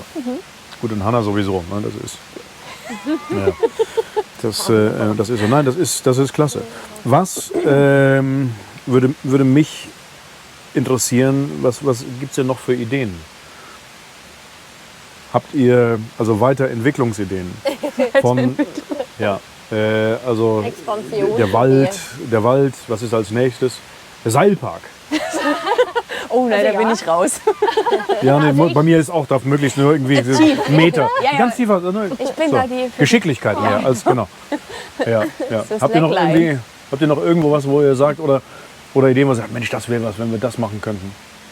Also ich denke, wir möchten eigentlich beide probieren, auch mit älteren Kindern etwas zu machen. Wir würden es so toll finden, wenn wir mit der Schule zusammenarbeiten könnten und irgendwie Klassen da hochkommen würden und da irgendwie Klassenzimmer im Wald oder eben Oh, mega! Slacklines und so coole Sachen für Oh, mega cool. ein bisschen ältere Kinder, das wäre so schön. Ja.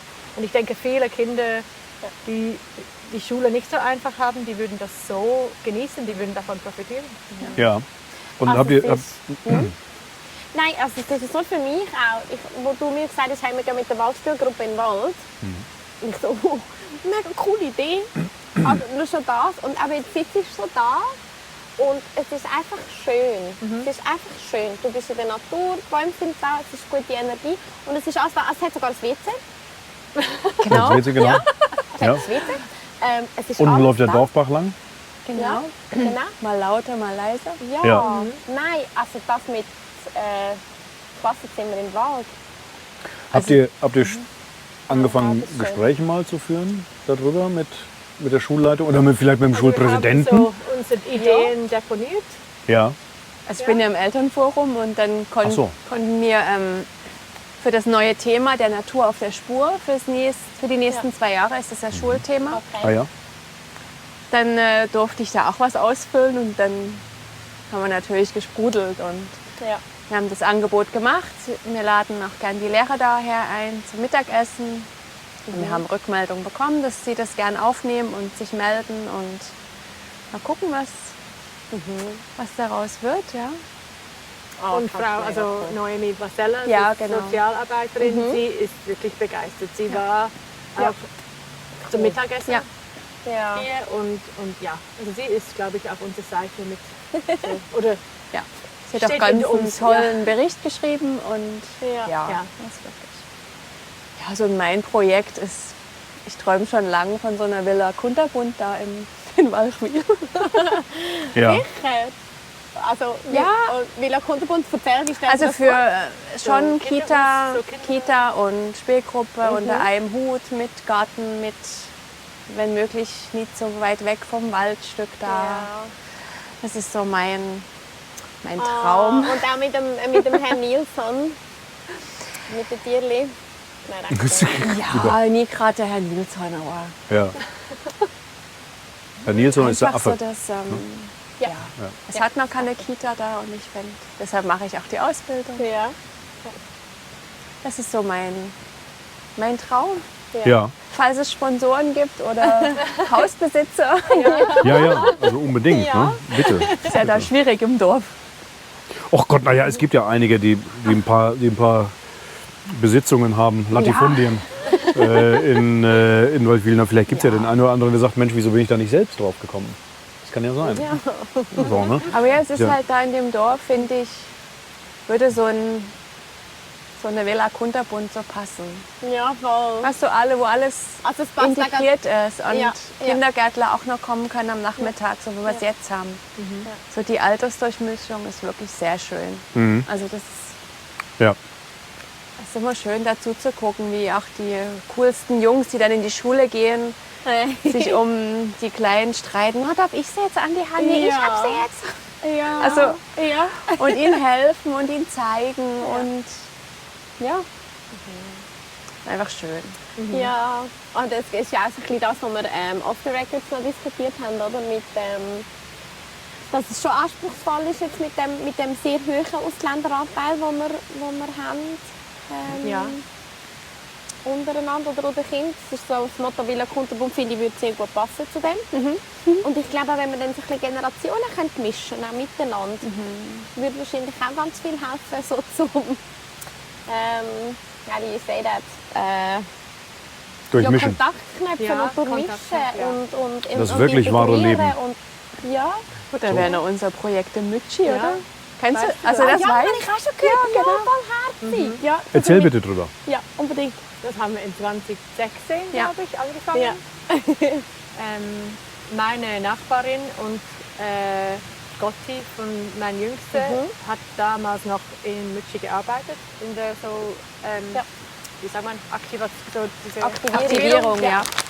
Und da haben wir sie gefragt und sie war total offen für das. Und wir haben dann angefangen, dorthin zu gehen und so eben mit Gritti-Bands, So mit herzlich. Kindern und Bewohnern. Und genau, sie hat jetzt aufgehört und wir machen jetzt weiter mit Axel, also Christa Losli und wir umziehen jetzt. Und wir treffen uns jetzt einmal im Jahr und machen die Daten das Also ganze wir haben Jahr so ab einen Plan, ja. Okay. und gehen jetzt mit den Waldkindern. Vorher waren wir mit Schmetterlingskindern, also die Ja, Schmetterlingsgruppen und jetzt ist es einfach, weil die Tage so passen. Und wie manchmal Das gehen ihr denn? Einmal im im Monat. abwechselnd Mittwoch, Freitag. Und gestartet haben wir mit 4-mal im Jahr, glaube ich. Ja. Und jetzt gehen wir zwischen 10 und 11 Mal. So. Ja. So cool. Und dann tun ihr eben entweder etwas backen oder basteln oder Turnen. turnen. Turnen, ja. So gut. Also die Gepflanzt Bewohner haben wir haben schon. sowieso mittwochs haben sie eigentlich immer so ein bisschen Turnen und Ja. dann machen wir manchmal mit Ja. und machen so Spiele dann. Ja. Das ist immer lustig. Also die Bewohner, die sind so irgendwie mit so Wettbewerb irgendwie etwas schneller machen. Ja. Oder Ja. das sind manche Bewohner wirklich so, ich muss zuerst, ich muss gewinnen. Oder Laternen haben wir schon gemacht. Genau, Laternen für Ja. Lichterumzug oder Lichterweg. Ja. Und die Kinder kommen klar mit, also für die Kinder ist irgendwie wie so, die finden das cool. Das ist, ich glaube, wir hatten bis jetzt ein Kind, was sich nie so richtig an das gewöhnen konnte und Ja. oft geweint hat. Ja. Aber die anderen sind so offen. Ja. Also Kinder sind offen Ja, für so ich wollte Sachen. gerade Und wenn man sagen, wenn man selber offen ist und einfach mit ihnen hingeht und das alles positiv sieht und Ja. die sagen, wir gehen jetzt so alten Leuten und Ja. sondern einfach, wir gehen rein, wir sagen Hallo. Und dann entstehen eigentlich wie Beziehungen. Also Ja, dann das ist ist ganz wirklich klar, oh, ich sitze da neben der Bewohnerin oder Ja. ich sitze neben Ja, dem Bewohner. Ja. Und eine Bewohnerin hat mal gesagt, sie kommen nie mehr runter, weil der Bub ist nie mehr da. Was ist das wirklich? Also, ja, also Ja, das ist wirklich. das ist so eine tolle Und eben genau Erfahrung. manchmal die Kinder, die nicht von hier, also Ja. so Ausländer, Ja. die können dann so Beziehungen aufbauen mit so Ersatzgroßeltern, wenn sie da keine ja. Omas und Opas haben. und nur das Anfassen manchmal, weißt du, das habe ich mal beobachtet, dass wirklich einer so einfach so Ah, ja, logisch. den angefasst Nein, hat. Weißt du, so, ach schön. Ja, nein. Ja, ich kann mir das gerade vorstellen. Ich finde das so schön. Ich finde das so schön. Und im Ich Juni find- haben wir das erste Mal gekocht. Ja. Haben wir die Gruppe so verkleinert und ich bin mit ihnen mit 4 oder 5 zum Kochen. Ja. Und es war so lustig. Hanna war ja auch beim Kochen Ah, dabei. ich kann gerade sagen, Ja. weil ich da mit der Hanna manchmal auch. Ja. Und das ist zum Schreien so mit der Hanna. Nein, das war dann so. Ja. Ihre Bewohnerin war manchmal nie so schnell. Ey, ich möchte wieder was schneiden. Und sie haben einfach zusammen Käse gerieben, geschnitten, gekocht? Alpler Makrone mit frischem Apfelmus. Ja. Ja, und es sind so keine Berührungsängste. Ja. Also null. Ja. Und das ist so schön. Das ist super schön. Gegenseitig, oder? Auch von den Bewohnern. Ja. Ja. Und Ja. wie viele Nationen habt ihr denn zum Beispiel im Schmetterling oder wie viele Nationen habt ihr im Wald? Jetzt gerade. Jetzt gerade so. Also jetzt gerade, Ich muss schnell Montag. was habt ihr? Also im Schweizer. Wir haben, Aber was ist das? Also, sie reden Russisch, aber ich glaube Mongolisch. Bin ich ganz sicher.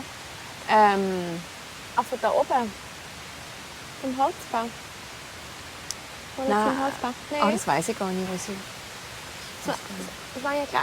Also Engländer, mhm. Schweizer, Deutschland, Mhm. Ukraine. Ukraine, ja genau. Australien. Ja. Ja. Der eine Bub weiß jetzt nicht, ob das. Ist Levi auch hier? Oder Levi? Levin? Oder ist Levi im Bauernhof? Lauenhof? Nee, der ist im Kindergarten. Ja, aber der war ja vorher Der war auch in der letztes Jahr, Spielgruppe. ja genau. Jahr. Ja, Der war, bei euch war der letztes der war Jahr. bei uns. Ja. Ja. Ah, Tschechien. Also- Tschechien, ja genau. Tschechien, ganz genau. Genau. Boni! Ja. Ja, nein, das ist auch herrlich. Ne? Also das Also wirklich sind- wahre Leben. Also nein, zu zeigen, pass mal auf, Ah, so Frankreich? international. Ja, eigentlich am Donnerstag Ah, ja, ist Frankreich. stimmt, ja. Ja. Ja, ich glaube, Alles. ehrlich gesagt, ich Alles Mögliche. Ja. Ja. Nein. gucke gar nicht mehr so hin. Weil, Ja. Ja, aber ganz ist wie, ja. Ja. Glaube ich. Ja. Kann man vorstellen. Ja. Was, also die Pläne mit der Villa Kunterbund und die Pläne würdest du unterstützen? Ne? Das ist ja herrlich. herrlich. Und, nein, das wäre ein Traum. Und jetzt gerade im Moment so mit den bestehenden beiden Spielgruppen, was sind da eure größten, wo gibt es einen großen Bedarf irgendwo? Also wo ihr sagt, ach, das wäre gut, wenn wir das hätten. Also Bedarf. Also im Sinne von irgendwelche Ausstattung oder irgendwelche Unterstützung an irgendeiner Stelle oder Ach, oder einen was auch höheren immer. Stundenlohn. Ja, das wäre nicht schlecht. Ja. Im Moment. Ja, ich denke, so Unterstützung im Ja.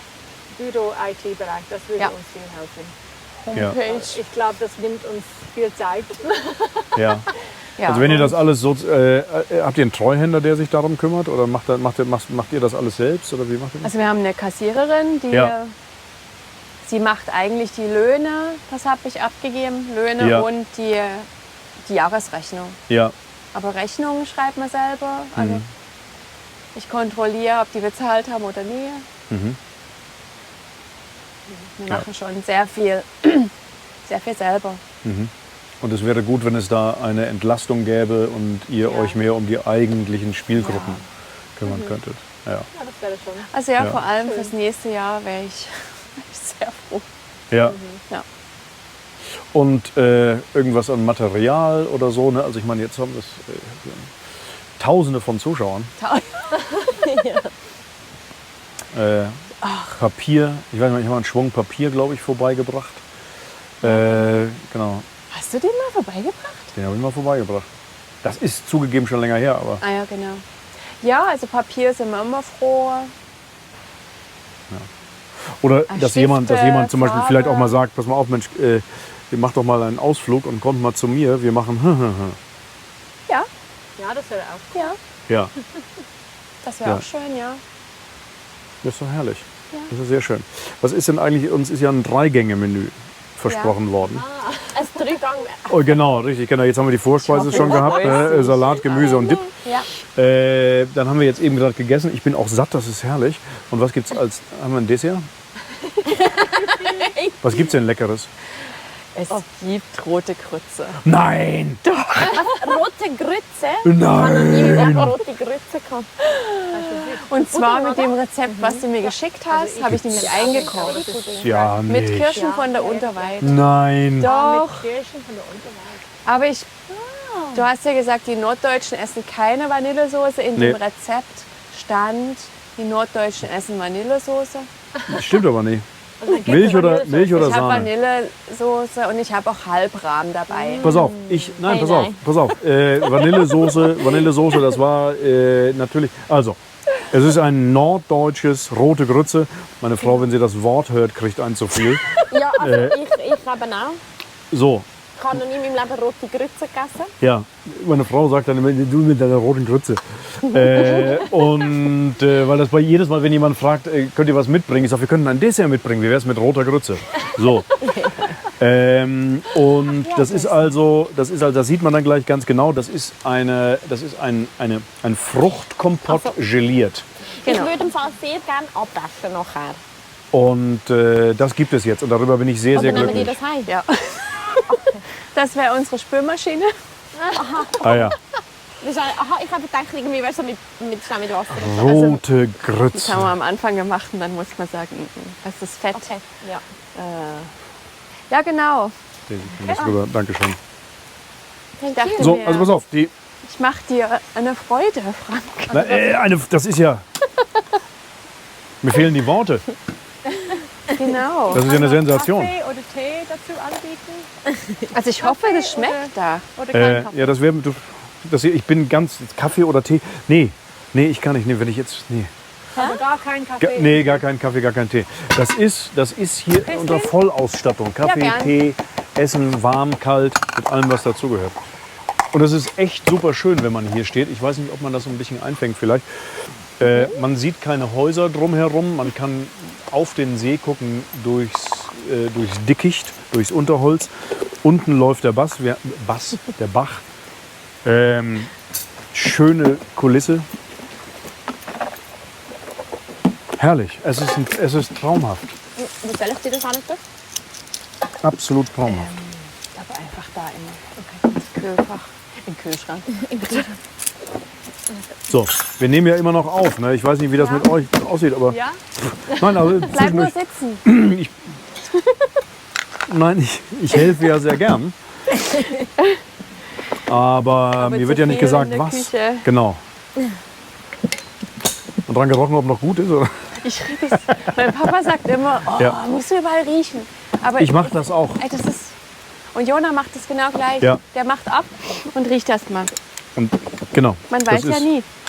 Meine Frau, wenn sie das hört, wird sich totlachen, weil ich mache immer alles, auch die Milch, mache ich immer zuerst auch und auch unser Milchkännchen für die, Aha, aber an der Milch schmecke ich im Fall auch ja, immer. Das ist das wie... Milchkännchen für die Kaffeemaschine. Da rieche ich regelmäßig dran und wenn ich es nicht tue, ist die Milch da drin schon zum Quark geworden. Ah, den Käse kann man Ja, nicht ja. tun, hä? Also ich habe im Fall noch nie probiert. Es ist herrlich. Eier und die Johannisbeeren sind von mir aus dem Garten. Wunderbar. Also regional. Es ist eine Waldwiler rote Grütze. Ja. Machen wir uns nichts vor. Regional, Bio. Ja. So, im Plattdeutsch würde das heißen, das ist eine rote Grüt. Ja. Eine rote Grün. Rote Grüt. Genau. Gott, okay. So, ne? Ja, das ist ein absoluter Traum. Also pass auf, wir sind schon gute 1,5 Stunden dabei. Ja. Am Aufzeichnen. Genau. Das wollte ich sagen, am Aufzeichnen. Am Aufzeichnen, genau, am Aufzeichnen. Genau. Und vielen, vielen Dank, dass wir hier sein durften. Jetzt müssen uns die Leute ja nicht noch dabei zugucken, wie wir rote Grütze essen. Das Rezept selbstverständlich von Christine auf Nachfrage oder aber auch bei der Redaktion von Radio Walchwil. Ich würde sehr, sehr gern. Ja, das wäre super. Ja, klasse. Und Dankeschön. Danke. Ganz, ganz vielen Dank, dass wir hier sein durften. Sehr gern. Vielen Dank, dass wir Ja, euch Fragen stellen durften, dass ihr alles erzählt habt, wie offen Mega. ihr gewesen wart. Gewesen seid. Gewesen wart. Das wäre falsch. Grütze. Rote Grütze, genau. So. Und Wo kann ich das in die Kamera zeigen? da kannst du es in die Kamera zeigen oder hier kannst du es in die Kamera zeigen. Rote Grütze. Nein. So. Und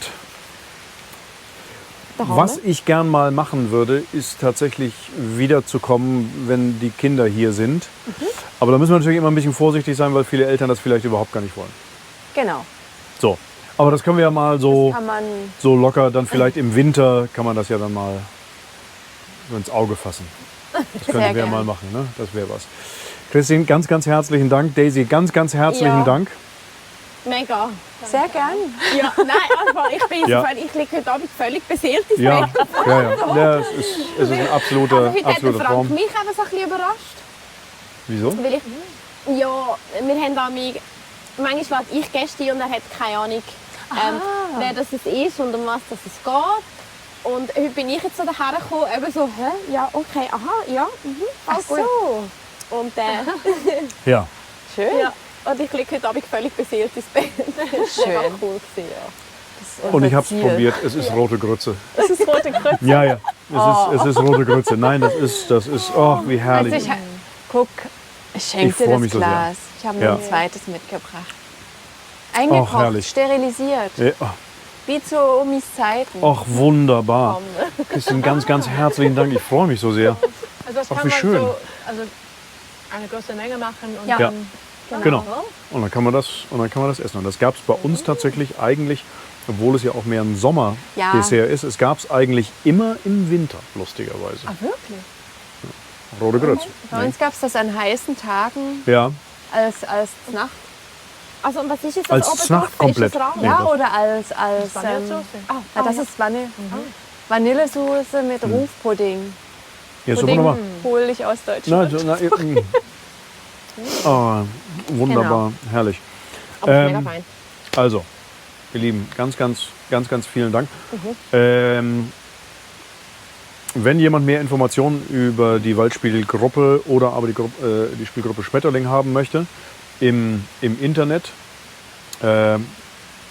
Spielgruppe Schmetterling Walchwil oder Spielgruppe Waldeulen Walchwil. Die Überarbeitung der Homepage, wie ich verstehe, ist in Arbeit. Ist in Arbeit, ja. Ne? So beides noch zu Und erreichen. wir haben jetzt neu Instagram. Instagram, Genau, ganz neu. das stimmt. Verlinken wir dann auch. Wir folgen schon Ja, habe ich Radio gesehen. Waldwil. Ja, sehr gut. Aber Radio Waldwil Ja. folgt uns Ja. zurück. Ich hoffe, Ja, ja, Angie wäre dafür verantwortlich. Ja, das ist herrlich. Ne? Also vielen Dank nochmal. Und jetzt essen wir rote Grütze. Genau. Tschüss, ihr Lieben. Tschüss. Tschüss.